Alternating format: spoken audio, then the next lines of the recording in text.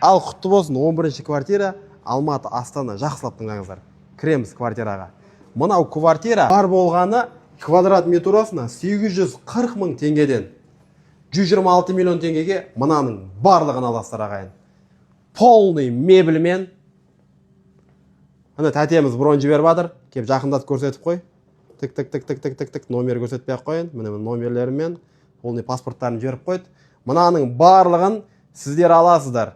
Кіреберіс жердегі бізде огромный не встречать етеді.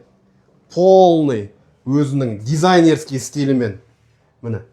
Потом мына жаққа кіреміз. Біз кухняның чөт басқасын таңдадық, қазір көрсетемін. Детский комната. Міне. Как минимум 3,5 миллион теңгеге мынаны сдавать етіледі. 3,5 миллион теңгеге. Бұл жерде студиялардың бағалары бар болғаны 6 миллион 200 мыңнан төлейсіздер. Мына жерге бәрін жазып қоям текстпен. Қарабаңыздар, хорошо?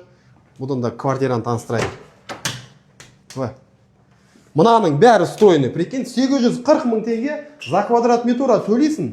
Мынау мебельдердің, стройный мебельдердің кухняның барлығын аласың. 840 мың теңгеге. Алматы, Астана бізде 600 мың теңгеден, 700 мың теңгеден бар, сіздер ремонтпен алмайсыздар. Міне сіздерге 840 мың теңге за квадрат метр төлейсің. Мына жерде 150 квадрат метр бар. 150 квадрат метраны 126-ға бөлсеңіздер 126 миллионға. Примерно 840 теңгеден шығады. 840 мың теңгеден ар жағын көрсетеміз. Мынау енді маған ұнады мына жер. Свет бар ма? Жағып берші. Мынаны қараңыздар. Міне. Телевизор болмайды сіздерде. Өздеріңіз аласыздар.